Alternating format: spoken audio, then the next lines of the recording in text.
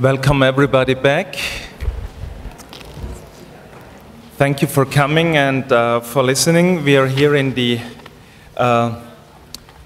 fourth, I guess, or fifth panel. My name is Walter Posch. I'm the moderator. I'm with the National Defense College in Vienna.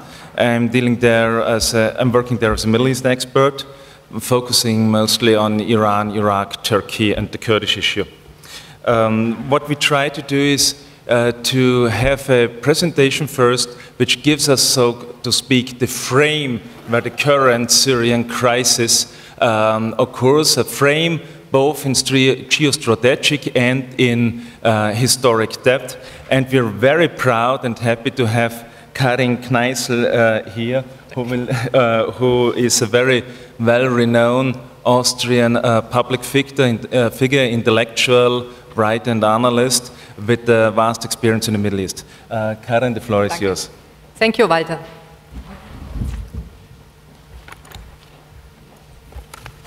Ladies and gentlemen, dear organizers, hosts, dear Chairman Walter Posch, thank you for the introduction. And my task is now for the next maximum 10 minutes to introduce to you a little bit why are we where we are today in the Middle East. And one of my favorite theses with that is World War I is not yet over.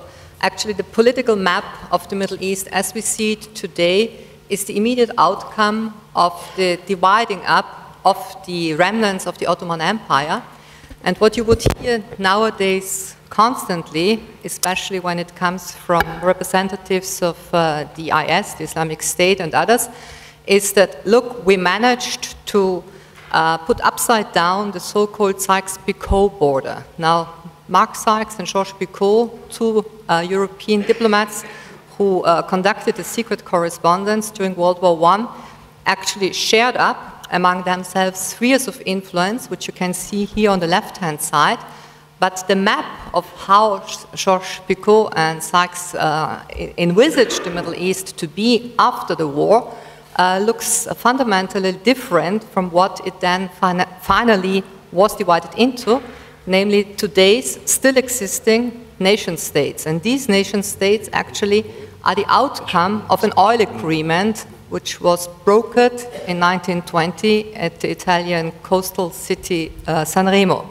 So it was not so much about the secret diplomatic correspondence between the British and the French. What I would like to refer to, it's not so much in our focus today, but just as a reminder, the territory of Palestine, the holy towns and the holy places, nobody wanted to take care of those. They said, let's arrange that as a sort of internationally administered condominium. So it's not so much about Sykes-Picot, but it's actually the oil agreement of Sanremo. And I want to refer to that because you cannot think the Middle East, you cannot discuss what has been going on over the last decades, especially when it comes to countries like Iraq, but also right now in the problematic situation of the phasing out of the border between Iraq and Syria, when you don't take into account the energy dimension, the oil dimension. It's always interesting to put on a pair of glasses and call those glasses the oil market, because in the prism of the light of the oil history, so to say, one can understand certain alliances and certain confrontations. So it was all about oil from the very beginning, and I would say it's definitely today once again about oil. So Iraq being at the risk of implosion is, this situation is the immediate outcome of many operations of the last, military operations of the last 25 years. And most probably the main reason that we are in the situation that we find today in Iraq is the invasion of March 2003 by the United States and her allies.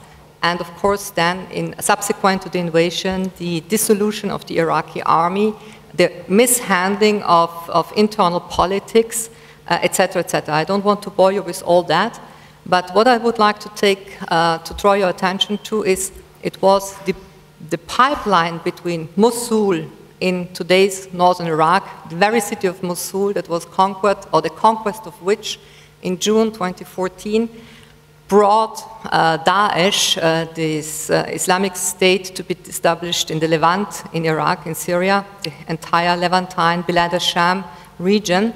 This pipeline of 1920, or when it was traced, that pipeline was the immediate territorial reference to the border to be established then between the mandates of Iraq, Jordan, Transjordan, Syria, and Palestine. So World War I is not yet over in this region, and what the situation that we see today is borders are definitely put into question. The transboundary caliphate that was established last June claims to put upside down the political map that was imposed on the region after World War I.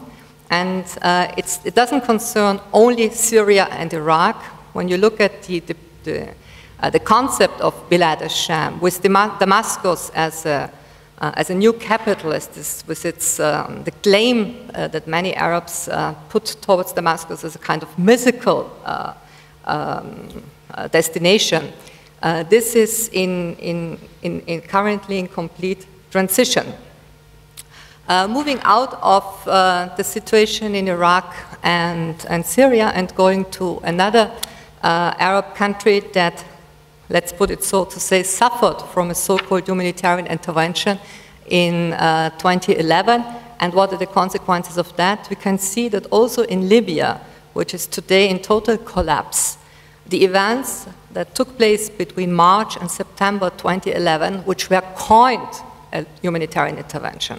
And I spoke out against that operation in April at various occasions, was actually conducted for the sake of access to upstream concessions. I put here a cartoon I found in the Libération of September 2011, in which then French President Nicolas Sarkozy walked to the conference of the Friends of Libya at the Élysée Palace with his petrol canisters, because the deal was brokered in April between the Libyan opposition in Benghazi and the French government, that Total would obtain a certain percentage of upstream concessions in Libya. So as far as I have studied various humanitarian interventions, and I don't want to go in details with many of those, but we have seen several in the Middle East, and the most recent one was the one in Libya in 2011. There is no such thing as a humanitarian intervention. And that very operation brought that country into the situation where it is today, namely being another launch pad for the combatants of the Islamic State. Of course, the Middle East, the Near East, whatever you call it, actually in most continental European languages, we speak of the Proche-Orient, the Proximo Oriente, it's the Nahe Osten, while from a British perspective and even more from a US perspective, it's the Middle East. It's a little bit farther away, but it affects, of course, right now, Europe in many regards. And what we see, it's not only because in the framework of the cartoon strife and all what it has led to also in the past months, once again, it's about dividing societies up into believers and infidels. And the reconfessionalization of societies, as we have seen it in the Middle East, is something that I would say is also affecting certain European societies to different degrees. When Daesh, the forerunner to the Islamic State, was created, actually Al-Qaeda took distance from Daesh by saying this group is much too extreme from how we see to conduct our campaign. And what is happening inter alia is, of course, also a certain kind of competition between these two and other movements. So difficult to say who does what and for which reasons. Now, going back to the Levant and looking also here at current situation from an energy point of view, times are over when people could say, well, luckily we haven't got either oil nor gas in the Eastern Mediterranean, because we already had enough problems with our religious drives. But ever since exploration started in the triangle between Cyprus, Israel, and Lebanon, This gas exploration apparently is commercial enough to continue. Here is another factor that enters and that could either provide to be another casus belli, another reason to go for war, or eventually, if we look at it at a very optimistic perspective, maybe a reason for cooperation. Actually, just as a footnote, I've been giving courses to engineers both in Lebanon and in Egypt on that very topic, and you can see when you talk to engineers that they are very ready to cooperate in a pragmatic way. And also the Ismail Sharif, the energy minister of Egypt, has stated 2-3 months ago that Egypt is ready to import gas from Israel. So Egypt becoming an importer, having been an exporter, these are, if you want to coin it, the somehow more positive signs in a landscape where otherwise things are not so promising. Let me close with this kind of the idiot's chart to understanding the Middle East, because what we see right now is who supports whom, or who has to hate whom, or of which connections, alliances. Nobody has any clue how to deal with the other. I think this picture is self-explanatory to the extent that nobody really knows how to handle the situation. There's an enormous degree of uncertainty, and that leads me to this photo montage I received a year ago, and I put above this photo montage a phrase Bill Quant, he was in charge at the Brookings Institution once of Middle Eastern aspects, and he told me back in 1989 when I asked him, excuse me sir, but I don't get it, in March you do this, in April something else, in June something completely different, where is the logic? Well, Mr. Quant told me, you see, my young friend, we in the United States, we do not play chess, we play baseball, hit and run. And this sequence of hit and run actions has actually put us into a very, very deep dilemma in the Middle East. So a small list of what might be done, or also some food for thought in today's situation. My claim would be first and foremost, no more Western interventions in the Middle East. We have had enough of them, and many, of course, under the title of access, physical access to oil and gas. It was never for the sake of humanitarian causes, and it will not be in the future. Return, therefore, to some sort of realpolitik, to adopt a certain kind of pragmatic approach towards the still existing states. There are few and few of them. Take a clear stance towards countries like Turkey, Qatar, Saudi Arabia, Emirates, etc. And maybe also decrease the financial dependence that, if you take institutions like the Deutsche Bank has, by having invited the Sovereign Wealth Fund of Qatar as an important shareholder. And separate politics from religion. You can't repeat it often enough. We once had times when politics were much more secular, both in the Middle East, but also in Europe and in the United States. And to conclude on that, a clear division of labor between politics and humanitarian relief operations. I had the chance to still discuss with Ronny Braumann when he was the head of Médecins Sans Frontières in the late 80s. And he said at the beginning of this inflationary humanitarian campaigns, relief campaigns led by persons like, you remember maybe, Bernard Kouchner carrying rice in the limelight of the cameras at the coast of Somalia. Ronny Braumann then stated very clearly, distributing rice bags and blankets, we at MSF or somewhere else, we can do it ourselves. It's up to politicians to do something different. So I thank you for your attention.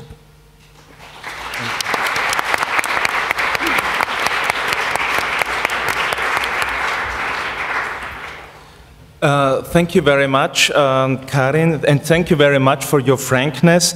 I took some important points, such as the importance, reminding us of the importance of oil and gas as a geostrategic factor, and sharing with us your doubts about the value of humanitarian intervention for humanitarian reasons, what you doubt.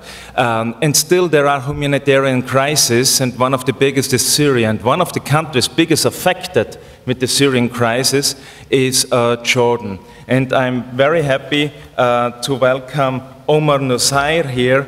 He's Deputy Director on Humanitarian Relief Coordination in the Planning and International Cooperation Ministry of the Hashemite Kingdom of Jordan. Omar, please. Thank you. Thank you. Good evening. Actually, I truly believe that this is a major opportunity to bring all stakeholders involved in the humanitarian interventions on the ground in order to discuss and re-evaluate the benefits or the slide of the humanitarian interventions during the past times. As you know that our region is currently experienced with significant political, economic and social upheaval, which has guaranteed a number of humanitarian crises and dramatically increased the humanitarian suffering and vulnerability in the region. Let us just more specifically talk about the Syrian crisis since 2011, which start actually in March 2011. The government of Jordan received since that time around 650 Syrian refugees, whom already registered with the UNHCR. In addition to this, we have around 750,000 who was staying in the country before the crisis, and due to the political situation, they were unable to return to their homeland. So we are talking about total number of around 1.4 million whom staying in the country. 80% of this number staying in the Arabian, in the major city of the country, and 20% staying in the camps, which put a lot of pressure on our basic services and infrastructure. Jordan, country with limited resources, has a huge deficit in our national budget, and in the same time, the government still subsidizes the basic services and food for the people, and of course the refugees, they are benefiting from such kind of subsidies items. In addition to that, and in order to mitigate the impact and to make the refugees' life more easier, the government of Jordan has been taking many decisions, like include them in our education system and provide them with health insurance as non-insured Jordanian, in addition to other social and protection services. From my view, that I think the political solution, this is the only way to solve out the Syrian crisis, and the role of the international community in this regard is very important, and we are fully supported for such efforts in order to solve out the issue politically. And we have seen many efforts in this regard going on the stage, and now everybody watching and following this issue. We have recognized that there is a mission on very high level led by the special convoy in this regard. So we hope that we will have a positive impact or positive ending for these efforts. Thank you. Thank you very much, Omar. It is really very impressive. A few years ago, people would, especially in the strategic community, always were talking about tiny and little Jordan, which needs help. But the sheer fact that Jordan is capable to handle a refugee crisis of 1.4 and perhaps even more million people proves the efficiency and the capability of the Jordanian state apparatus. And I think it's worth to mention that the attitude now is that most people and most decision makers are very deeply impressed and recognize, of course, that Jordan needs help and support. Help and support is also organized from the civil society, from civil society groups, from NGOs, and we're very happy to welcome Mark Ohanian, the Director of Programs from the International Orthodox Christians Charities, IOCC, which does an impressive job in Syria. Mark, the floor is yours. Thank you.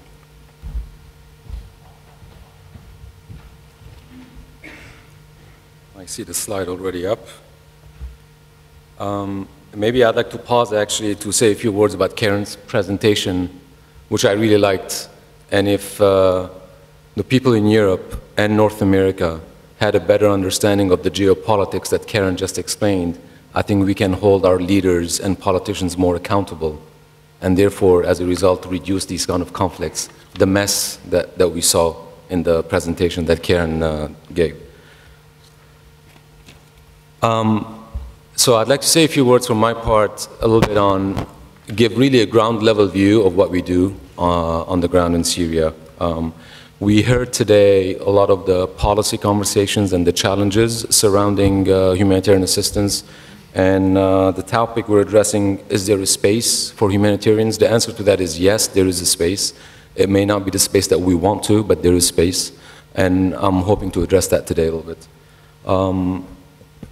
What you see on the screen, just a brief on our partnership.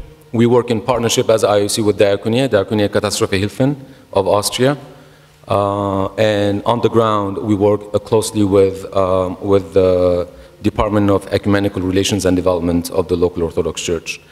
Obviously, we've been working there since 2007, with the onset of the Iraqi war.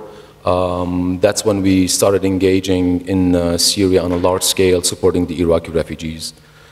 The numbers here speak for themselves. I will not go into the slide items one by one.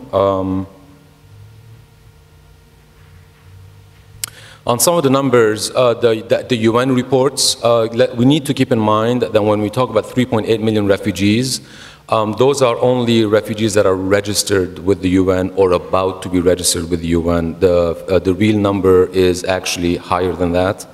If I would take a wild guess or an educated guess, I would put that number closer to 4.5 million to 5 million refugees who left Syria today. There are a lot of underlying causes of this conflict, some of which that I'd like to talk about. We as humanitarian organizations, IOCC and the others who are and the many others, good organizations that are doing their work, I think the greatest humanitarians are the Syrians themselves, which we don't talk about. The reason I say that is because it's the Syrians themselves who open their homes and doors and are hosting their fellow Syrians, their fellow IDPs that are coming. They are the ones who are actually bearing the brunt. It's not the NGOs, it's not the governments. They are the ones who are sharing their home, their electricity, their water, and their food. So I think that deserves to be mentioned because it doesn't go, it goes unnoticed actually. This crisis doesn't have a humanitarian solution. We are dealing, as humanitarian organizations, we are dealing with the consequences of a problem created by what is a proxy war or what is a conflict, a regional conflict, and regional countries and international countries have a stake actually in this. As far as communicating the horror, there's a limit to how much we can write, pictures that we can show and the horrors that we can write. I visit Syria on average every 2 or 3 months to meet with our staff, to meet with our partners, to meet with our beneficiaries, and there's horror stories every time. And I think one underlying thing, just last month on my last visit in Syria, and we've been doing this since 2012 with this crisis, there are more and more people who are coming to us requesting assistance than any time before. People that used to be middle class before. Today, the savings that they had, the businesses that they used to have, who are by and large, it stops, it's not working anymore. they are seeking humanitarian assistance today. This is how bad the situation is. And the numbers, and you can have all the numbers in the world pumped to humanitarian organizations to do the work. It's not going to keep up with the needs on the ground. There's 3 in 4 Syrian is in need of assistance today. So there's a limit to how much humanitarian organizations can actually respond. This is why it's important that there is a political solution to this crisis, and I think we've heard this today. We've heard this in the other panels today as well. This gives an overview of the areas where we are working, where we have access to, and maybe I'd like to pause on that a little bit to share which are the areas, the governorates. We're working in 11 out of 14 governorates in Syria. There are 3 governorates that we don't have access to, or sporadic access, if I may say, and that's Raqqa, Deir ez-Zor, and Idlib. Idlib may be an exception from time to time. Just about 2 weeks ago, there was a medical shipment that went there. We don't have presence, we don't have staff there, but we were able to get the supplies. But that's very rare for that to happen. Mostly our assistance is accessing to the other 11 governorates. There are offices in all of these locations with staff spread out. So right now we have about, we don't even have the exact count because the staff numbers keeps changing. We have somewhere between 200 to 225 staff that are working on our programs right now inside Syria in those 11 governorates. 2.4 or 2.5 million people assisted so far. To give you a number of the needs, it's a drop in the bucket, obviously. Syria pre-crisis had, what, 23, 24 million people. If we say that, let's say 4 million people or 4.5 million people are out of the country as refugees, and another 7.5 million are IDPs, there's arguably 17, 18 million people living in Syria today, between the regime-controlled areas and the opposition-controlled areas. We think that the areas that we have access to, the 11, in the 11 governorates, we think that about 70% of those IDPs, 70 to 75%, are actually living in so-called regime-controlled areas. These are not hard statistics. We're making estimates or educated guess, if you want, and that's a very high number in itself. So there's 2.5 million people assisted since early 2012 until today, or until December 2014.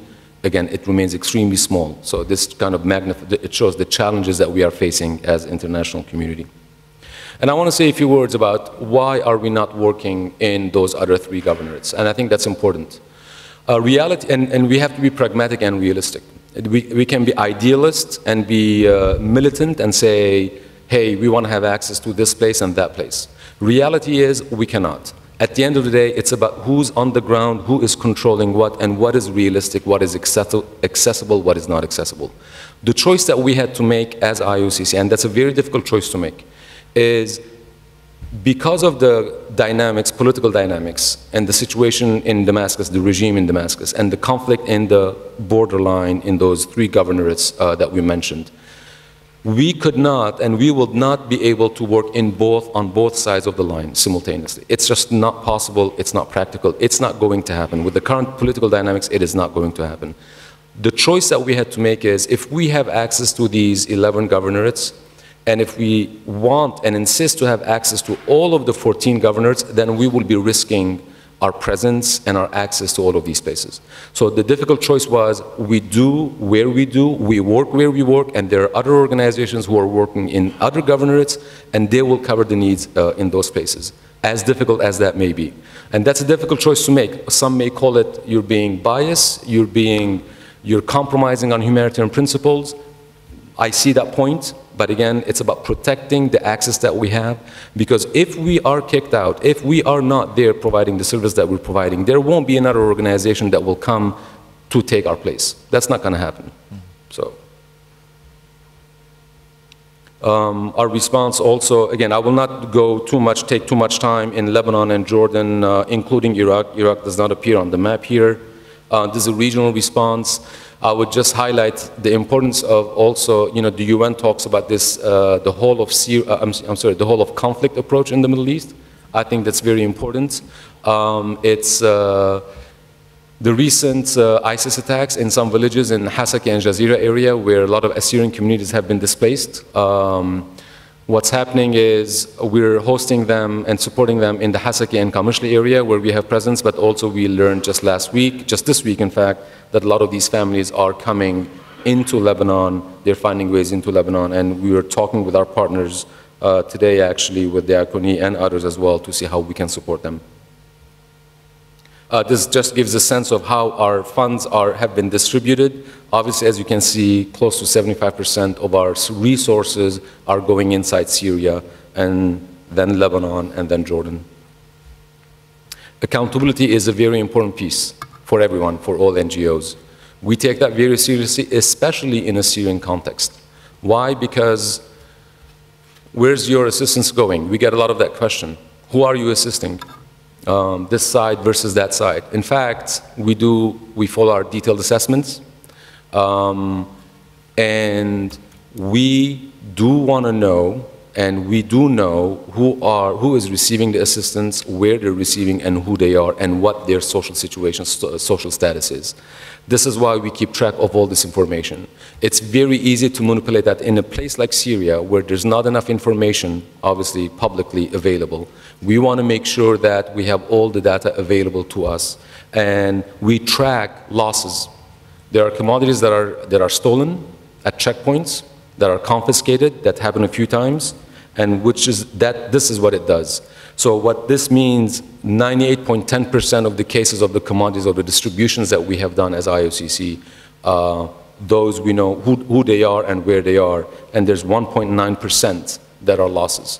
Considering the size of the response, again, there's no acceptable loss, there's no such thing, no loss is an acceptable loss, but given the circumstances, we believe this is the best we're doing on this. And of course, we aim at having 0 losses, but in that context, in the Syrian context, that is not possible. This here breaks down the losses, that 1.9%.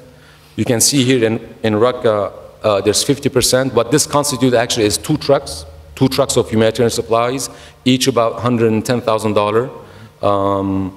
And that was taken in December of 2013. We don't know who took it. We couldn't find that out, but it was confiscated from us. But at that time, December 2013, ISIS was very active in that part of Raqqa. This was assistance that was actually going to Hasaki area by land from Damascus. A picture I took recently, just about a month ago, from Homs. Homs right now, it's pretty much devastated, the center of Homs. But there is defiance in people. People want to return, despite everything. There are actually, in the center of Homs, today there are 700 families. They don't have much. We're trying to help with whatever resources that we have ourselves to help them restart their lives. But you will see in the Syrians this defiance, wanting to stay where they are and wanting to return to their homes. Not everyone is able to do that, unfortunately. Some is. Some of the IDPs actually, in some of the areas that we are serving, we are encouraging them to return once, conflict or military activity ceases there. And Homs is one of those places, Homs City, there are no military activities right now, except a pocket that you may know of. It's called Wa'ad area. That pocket still is seeing some activities. Just very briefly here, some malnutrition activities that we're doing in partnership with UNICEF in Lebanon. Some photos of our assistants in Akkar, in north of Lebanon. I want to give this example. These 2 girls that you see on the far left, I met them about a year ago. They were part of our psychosocial assistance in Syria. They were from Raqqa. At first I thought the way they're dressed, their hair and the makeup, I thought they were Christians, which Christians are usually known in Syria to be very, be dressing. They're not Christians actually, they're Sunnis. They left Raqqa escaping ISIS, because ISIS was imposing on them the burqa and not showing their face, etc. And this girl, you see her iPad, her tablet, she was showing the photos that they had on the bus. Actually, they were kind of making fun of it, of the burqa that they were forced to wear. So the point I'm making here is the phenomenon of ISIS is foreign to the region. It's foreign to Syria, it's foreign to Jordan, it's foreign to Lebanon. And it's a very dangerous one. The danger for us is, it is unfortunately, the longer they stay, the more it will take roots. That's where the danger is. because they are indoctrinating those children, those kids today in the areas that ISIS has control. It's the brainwash, what we would call the brainwash. That's what's happening today. But it's not a phenomenon that is local, and I want to emphasize this. So it's not the Syrians or the Jordanians or the Lebanese that are ISIS, but it's their economic situation, and it's also their, you know, they're disenfranchised actually in many ways. And hence the opportunities of organizations like ISIS coming and taking hold. Just last thing, a picture. You may think this is just a resort. I actually took this picture from my hotel room in Tartus in Syria, a coastal town. It's one of the quietest places in Syria, safest place. I just wanted to share this because I wanted to say there's life. People go on with their life despite everything else. And we may think that every corner of Syria is on fire or there's conflict. No, that's not the case. People are resilient. They want to continue. And also with organizations like ourselves and everybody else here who care about that country and who care about that region, I think hopefully they will be, hopefully get back to normal. Thank you.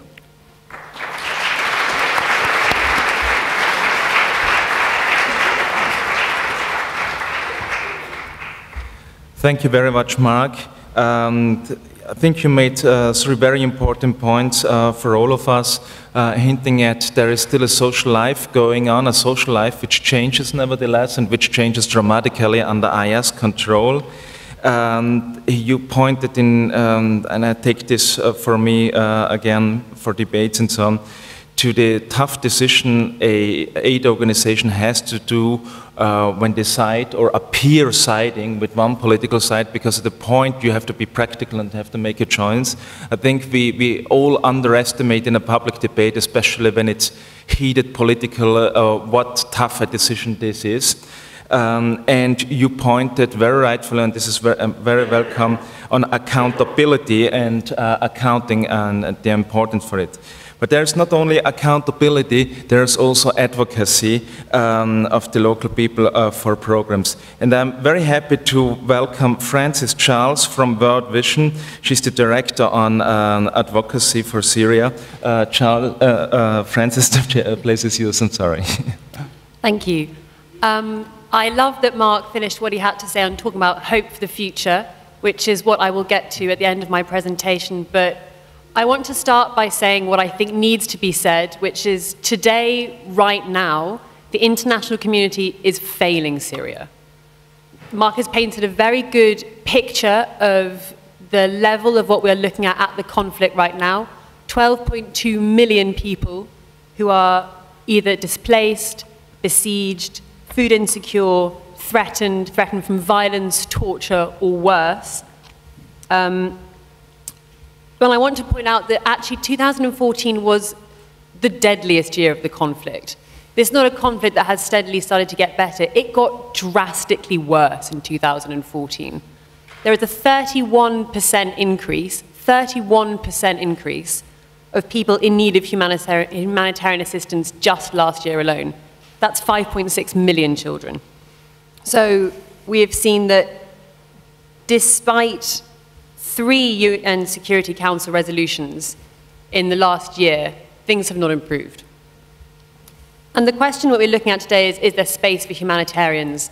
And as we have discussed, yes, there is some space and some access, but even that itself is also diminishing this year. We've seen a deterioration in the access we are able to have. Those convoys that are able to cross the border via NGOs like World Vision, who is working from cross-border and able to get cross-line from one armed group area to another, we've actually reached, as an international community, 1.8 million people less than we did before. So in February of this year, out of the 34 border crossings that exist for access between the neighboring countries and Syria, 5 are open, just 5. 4 are restricted and the rest are closed. So this lack of access is a huge issue. There are restrictions put upon us by insecurity. It's very difficult to work in ISIS-held areas. It's possible in some interventions, particularly in health, but the majority of cases we've actually seen a decrease in NGOs who've been able to operate there. In other areas held, for instance, by FSA, we're able to work, but it's very difficult to move from these areas across all the governorates. We know that humanitarian aid, and what we've talked about today in this conference as a whole, in this Congress, is used to address gaps where political and development solutions have failed. But even in Syria, and as what Mr. Nuseir has told us, even traditional humanitarian aid is not going to be enough. The urgent need to address the vulnerabilities of those refugees who have fled violence in their own country to other countries is huge. We shared a little bit about the number of refugees that Jordan is hosting. It's about 10% of their pre-crisis population. To put that in perspective, that's the equivalent of the population of Canada moving to the USA. That's a staggering amount of pressure for a country. Lebanon is hosting 1.2 million refugees. That's 25% of their pre-crisis population. 1 in 4 people is a refugee now in Lebanon. In Turkey, the number is projected to rise to 1.2 million. And in Iraq, we're looking at about 250,000 refugees, not alone those who are displaced in Iraq due to continuing insecurity. So not only is there a huge need to respond in Syria itself, but the spiraling of where this crisis has reached to in terms of putting pressure on host countries is huge. We need to look at the fact that not only might we be at risk of failing Syria, we are at risk of failing those countries who are desperately trying to help the Syrians as well. So Jordan, Lebanon, Iraq, Turkey are all under big pressure to meet their international commitments in terms of protection and providing basic services to refugees, which they have been doing admirably, but they need more help. And we know that actually the funding shortfalls have meant that targets have not been able to be reached by the international community. We had about 71% of the appeal was funded in 2013, 57% is funded in 2014. And I think what we've talked about a lot in this Congress is the role of humanitarians. And we know that we have an imperative to respond, and to respond immediately, and to respond the best that we can. But is it our role to fix a crisis?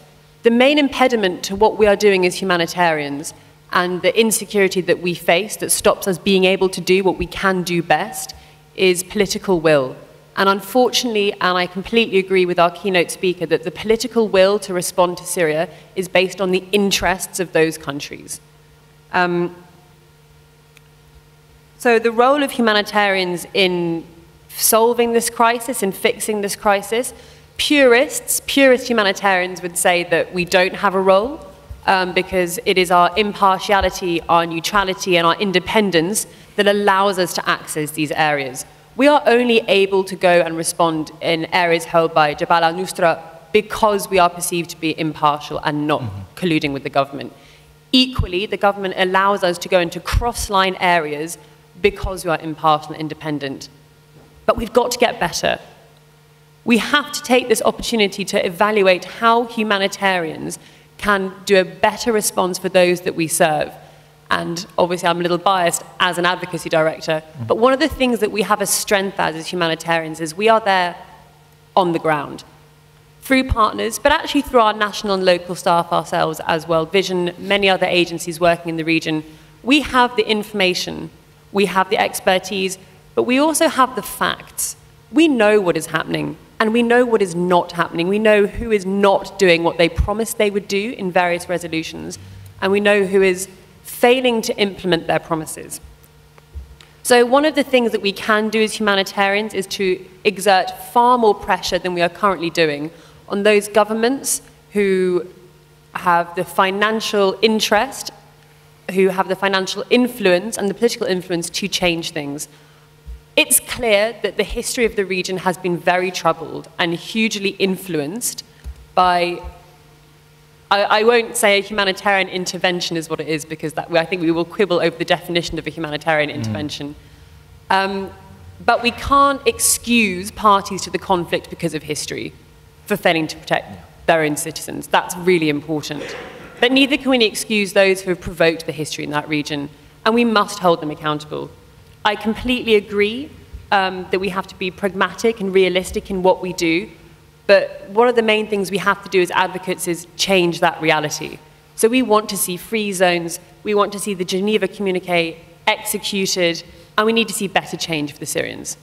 Thank you.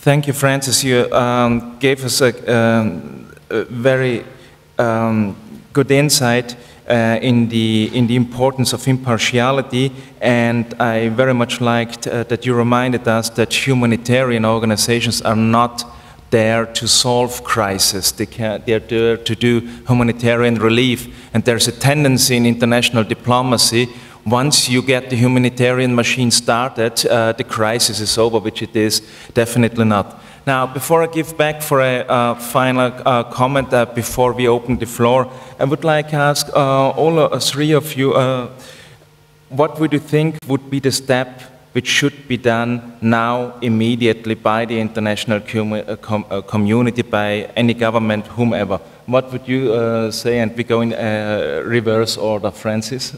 I'm going to say something quite bold. I think that the UN Security Council is abusing their veto power.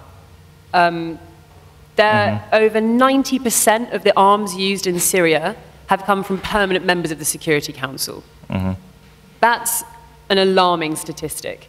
We know that the US has given arms to armed opposition groups, and France has expressed its willingness to do so. That is unacceptable. So we would like to see the members of the Security Council take their responsibility to keep peace and protect the civilians of the world. We want to see them take that far more seriously. Thank you. Mark? We're getting into politics, but which I don't usually like to, myself as a humanitarian, but I think the reality on the ground is that the regional powers and the international powers have to talk, and they're not talking right now.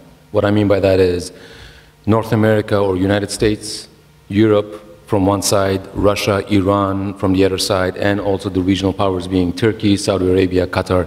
Each one of those countries have a tremendously important role in what's going on today. They have that magic button that they press when they need to do what they want. So I think they hold the power. The answer is in their hands, not us as humanitarians.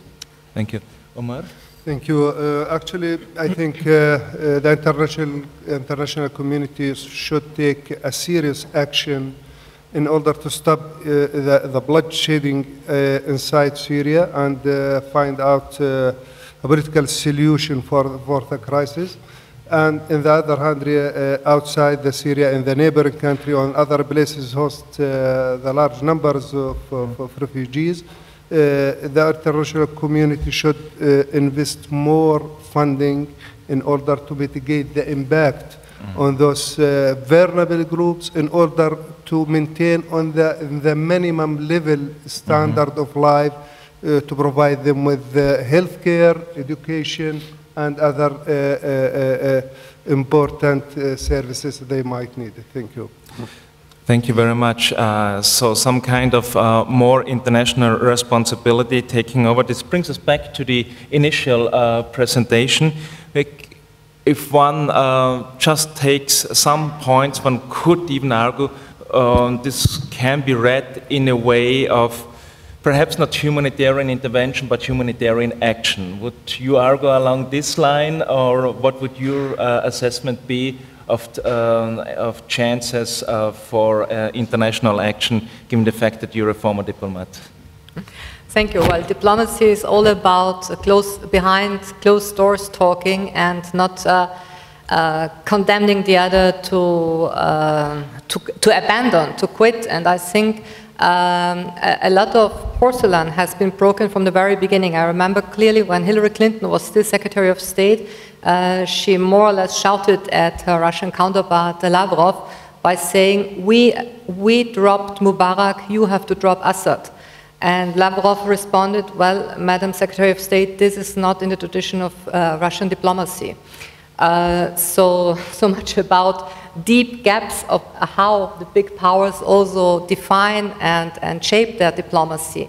And I think as a briefly mentioned it, there has to be much more realpolitik and put to the side all that moralpolitik that has been implemented over the past years. Who has the moral authority to shape criteria along which morality is done, and what kind of morality? So I think first and foremost there should be an abandoning of this maxim, Assad has to quit. Because like this you will never get the Syrian government, which is still running a part of the country, into more than going to a table, whether it's Geneva or somewhere else. So be able to once again go to a negotiating table without preconditions. I think this, from a diplomatic point of view, this is the first and foremost thing to obtain. And Staffan de Mistura and his deputy Ramzi Eseldin Ramzi, I think both gentlemen have this enormous quality of patience. And in Arabic we say Zabran Jamilan, this enormous patience that you need. Without patience you can't achieve anything. So I think it's the very last round. And Mistura is hard working on that. And he has been under attack for his recent meetings by trying to bring the Syrian government into the game. But I think go to the table without conditions. Who has to quit? Thank you very much. This is a clear positioning. And I'm opening now the floor. I think we have still about half an hour time for questions and comments. Please make yourself recognizable, but introduce you before and tell the public who you are. And a last point, please be very precise and concise in both questions and comment. Thank you. Sir.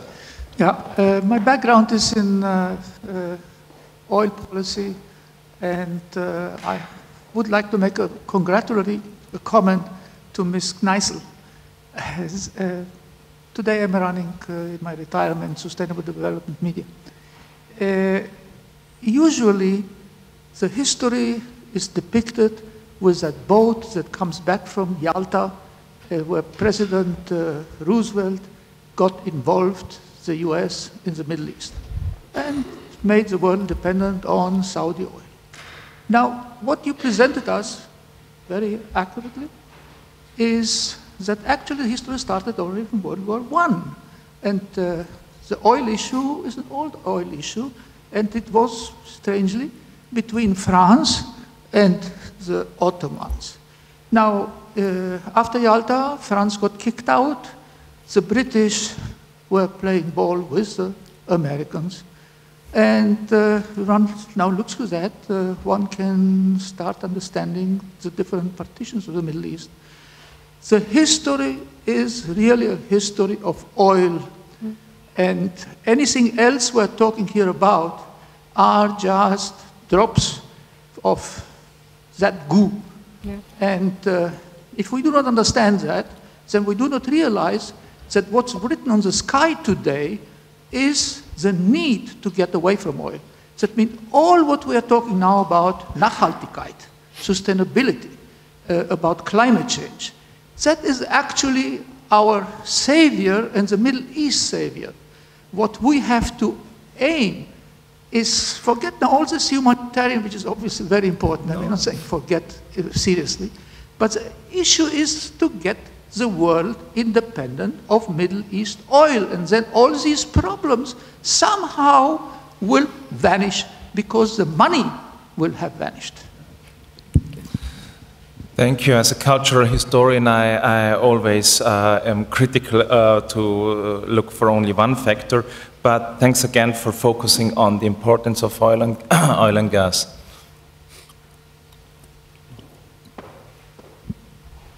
My name is Knoflach. I'm an ordinary citizen. I do not have any affiliation to a party or organization. My question was about the political solution that several of the speakers mentioned. I would like to know about the details, because the problem is always the details. Who is to be included in the negotiation process, and who is to be excluded? I mean, if you consider the proxy war factor, this is a very tricky question. And I'm also skeptical whether the Syria crisis can be resolved without resolving the Ukraine crisis at the same time. This is not only about oil. This is also a global war between the superpowers, and Syria is just one battlefield for that. Thank you. We take 2 more questions and then make a first round of answers. Michael Bubik from Diakonie. I have a question to Mrs. Kneissl.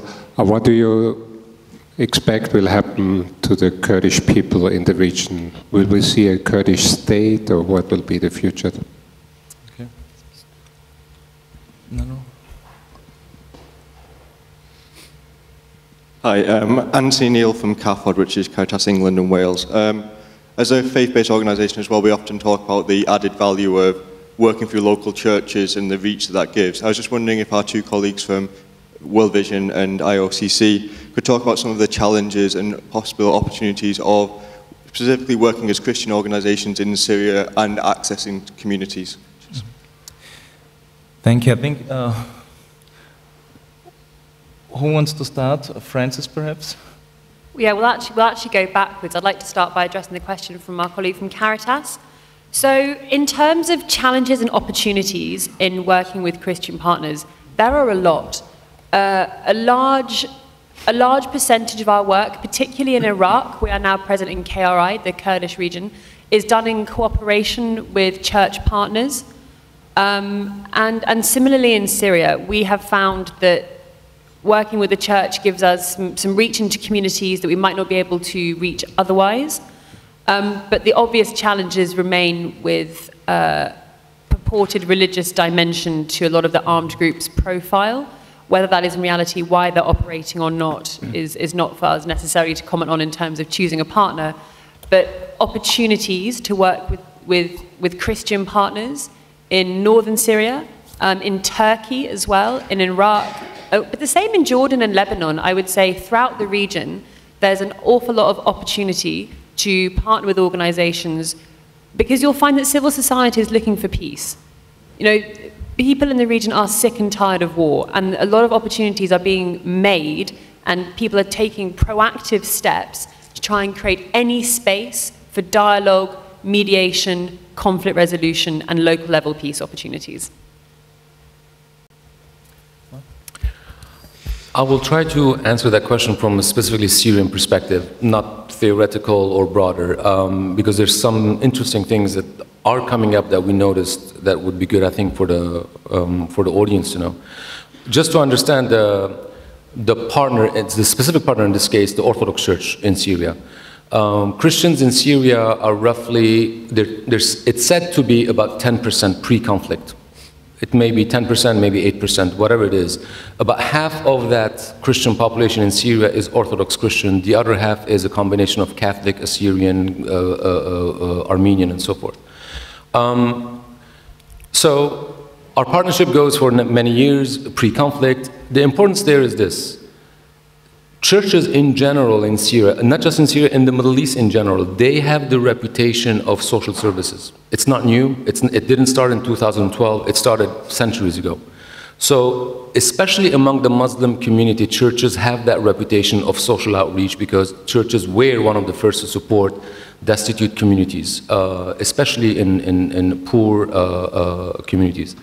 We are seeing that magnified in the case of Syria today. What that means is the assistance that we're providing in Syria via the humanitarian arm of the church, in fact, the numbers are good 75%, if not more, are going to non-Christians. So I think that in itself is very important. Obviously, which is a reflection of Syrian society. Syria, you know, that's, but the church also, how is it perceived by the communities there? Just like it used to be before, the good news is, and I'm so thankful for that to be maintained so far, and I hope it gets maintained for the sake of Syria, for a pluralistic Syria, that there are neighborhoods, for example, I'll give a specific example. About a year and a half ago, a suburb of Damascus, Ma'adamiye, was surrounded by the Syrian army for a very long time. There were real horror stories coming out of there. No one can access. The UNHCR, UN, had multiple attempts to send humanitarian supplies inside. The government approved it, but the military on the ground rejected the supplies, so no one could access. What did happen, to my pleasant surprise, is the church received calls from inside Muaddamiye asking to reach out to them with assistance. Unfortunately, we couldn't, but the fact that they reached out to the church to try, and this is just one of many dozens of examples I can bring in Syria on how they are reaching out to the Christian community for assistance. So this is also, again, the point being made here, it is in a position today that is serving all of the Syrian society today, and I think it is in a positive standing, I would say. So. Yeah, there has been a very interesting question on the political solution and on the details. You brought it, Mr. Kofluk, to the context of Ukraine, the grand strategy. The question is on the ground, if we establish the principle that we should talk with everybody, who's going to talk to Daesh, or shouldn't we? Well, Loretta Napoleoni, she is an Italian-born US scholar on the Middle East. She recently stirred up a lot of rumor when she said, we have to talk to Daesh. And when you talk, I mean, I don't want to set now any precedent, but when do we speak about a state? When you have a territory that is controlled by some sort of authority and the people, and that is according to the constitutive school of international law. So also given the fact that British Prime Minister David Cameron in June declared war on the Islamic State, I think this was a fundamental mistake. I didn't understand why he did it. I mean, he somehow yielded enormous legitimacy to them. But maybe talking to them one day, and it's a tremendous issue. But I think there's some point that Loretta Napoleoni made, and well, she was harshly attacked for it. But maybe you should take the one or the other aspect of her arguments. To what Mr. Bubik asked about the Kurdish state, will there be a Kurdish state? I think Walter Posch is the one much more adequate to answer that, because he has dealt with the Kurdish issue on various levels. I can only say, if I put myself into the shoes of a Kurdish citizen, wherever, and we have Kurdish citizens living in Aleppo, living in Istanbul, living in Irbil, and they're very different. But if I were a Kurdish among them, maybe I would say now or never. But maybe I would also say, well, where to start, where to do this state, and what would that mean for my fate and for the fate of my family, because maybe at the same time I want to continue to be a Syrian citizen in Aleppo, I want to run my business in Istanbul, and I don't want to bear maybe with being kicked out of Istanbul or being kicked out of Aleppo, because people might say, well, go home to your Kurdish state. This is some of the fears that I hear here and there among Kurds who are not living in what you might call the proper Kurdistan, so to say. Because you've got millions of them living a far cry away from what you might call the Kurdistan area. And then when you speak about this Kurdistan area, yes, it has been divided ever since early 1920s among 4 nation states, so to say, put them on an inverted comma if you want. And their destinies have evolved fundamentally different. And we can see today as people who watch what is PKK, what is their mentality, what is their cultural, political tradition, when you compare it to the Peshmergas, who are living in a feudal system and who are feudal fighters with affiliations to tribal chiefdom. So here again, I'm very reluctant about, for instance, putting now the Kurdish fighter as a kind of messiah position who will do the dirty business for the West on the one hand, arming them, because my fear is that all kind of arms that inflow now to whichever Kurdish group could trigger off what we had already in the late 70s, early 80s, namely an inner Kurdish bloodshed for many years. that we also had inter alia in Iraq. So it's another tremendous issue, another heritage of World War I. Omar, in your presentation, thank you. Omar, in your presentation, you mentioned the importance, the responsibility of the international community, and I think this is a little bit going into the direction of the question the gentleman asked. So, if you could decide who should talk immediately, absolutely, where would you say these should, these countries, these mechanisms should kick off immediately, right now, because it could have the best impact, the only positive impact for the region and for the solution of the Syrian crisis, or for bringing a solution to the Syrian crisis? From humanitarian view? No, from a political view. Both of them. Okay, actually, when we mention that political solution, what I was trying to say that political solution, because we are talking about something related just for the Syrian political party, and this is, from my view, I believe this is an internal issue for the Syrian people. So everybody, the only involved in this issue, all the political parties, the Syrian political parties, in support and help from the international community to bring all parties together around table to have map road for the future and try to help them by negotiation and other political tools in order to solve out the problem. Regarding the other issue, the Islamic State, or what's called Daesh, who will talk to Daesh or who will deal with Daesh, I don't believe that talks with Daesh will come out with a result. Daesh is actually putting dangerous threat in, not only in Syria and Iraq, it's in whole the region, in the Middle East.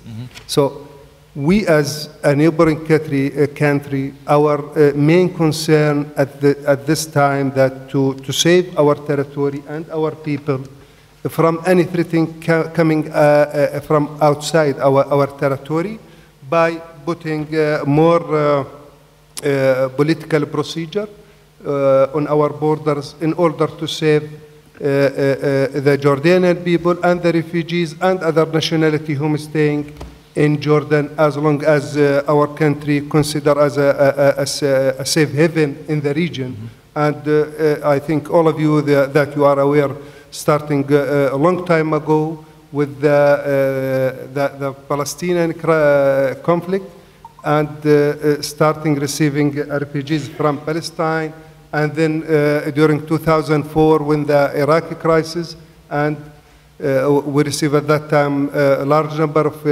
our Iraqi brothers, and now we are talking about our Syrian brothers whom have been come to Jordan. So we believe that the danger and the threat in the region should be solved out in order to save whole the region at this level, and in the other stage to even to save the other rest of the world from any unexpected terrorism attack from such as terrorist actors. Thank you.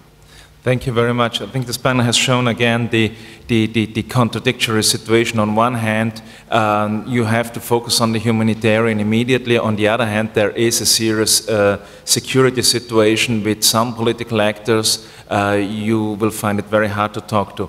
I think we have a few more minutes, and I'm going to take 3 last questions.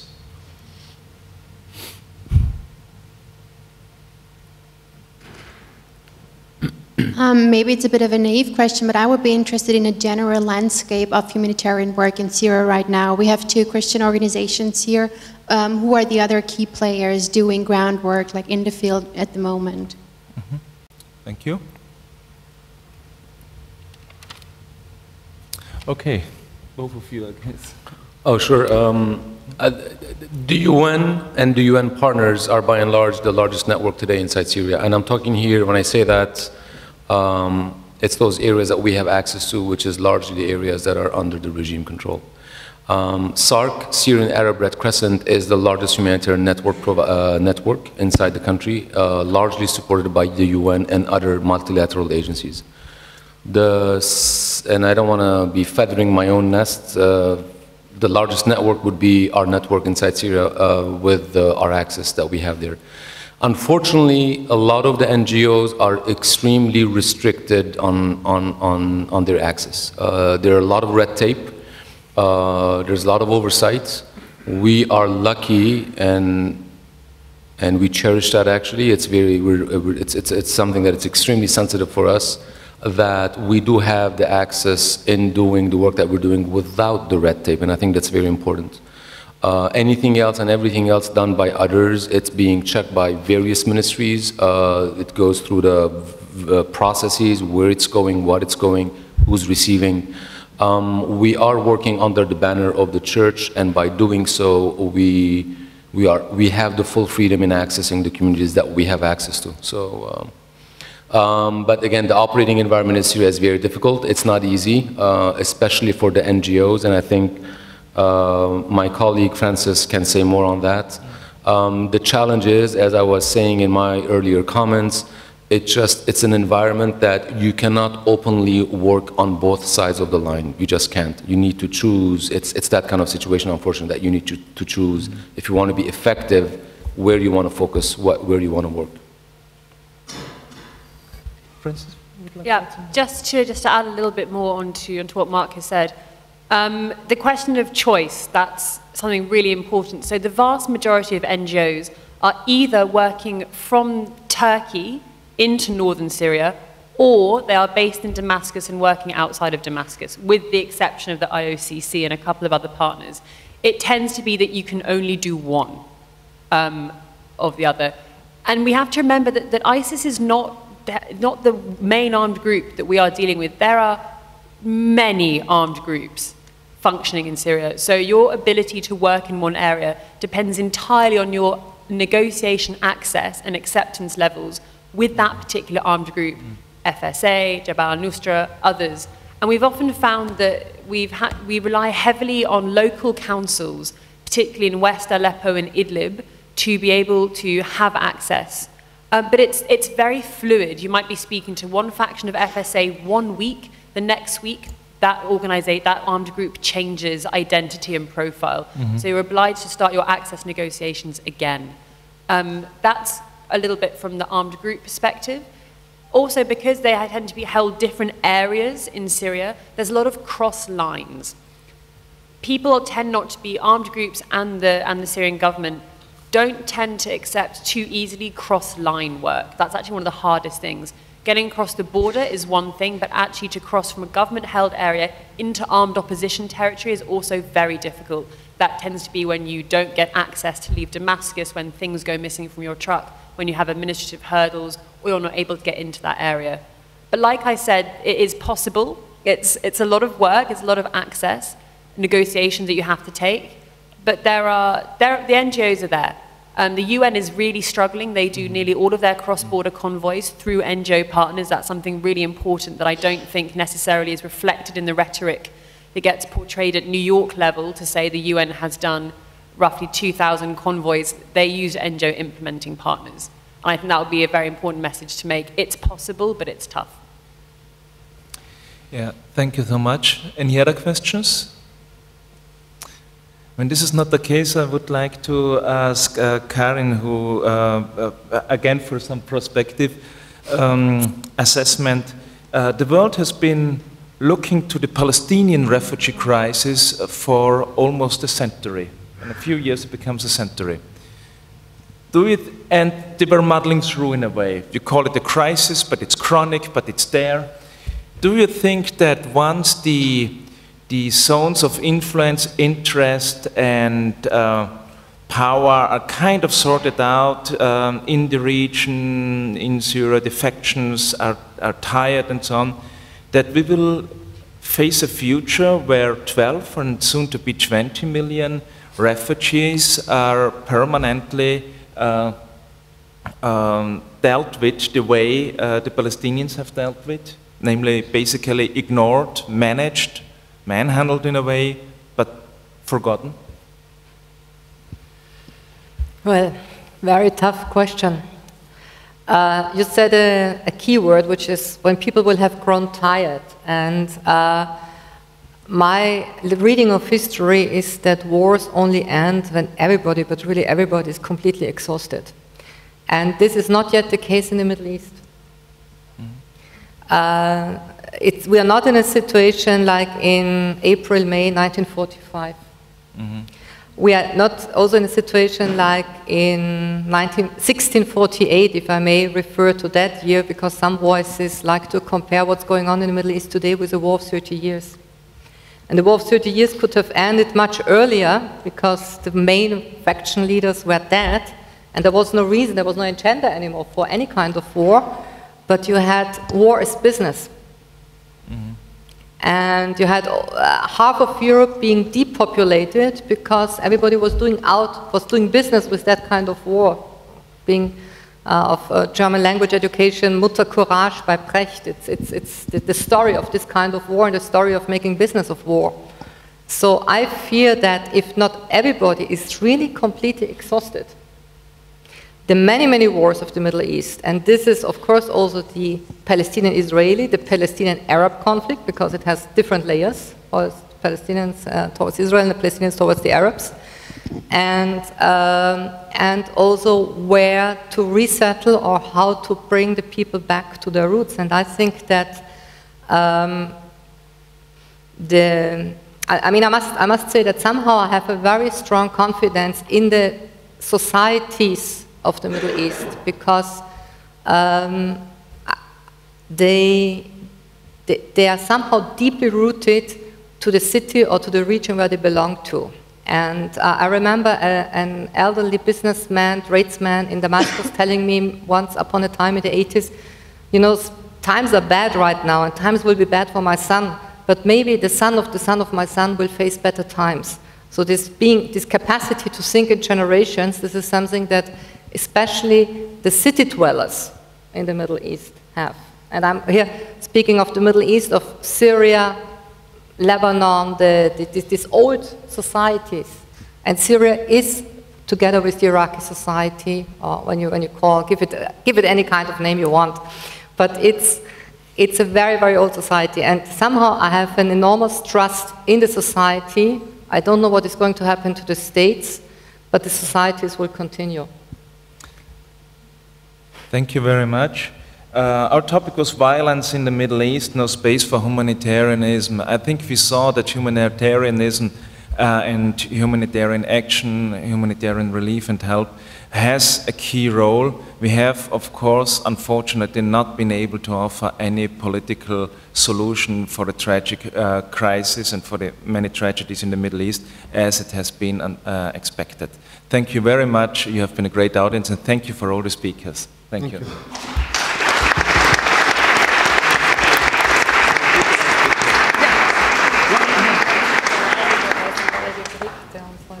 Ja, aber es ist wichtig, dass man da hätte. Es war nicht verunrecht worden.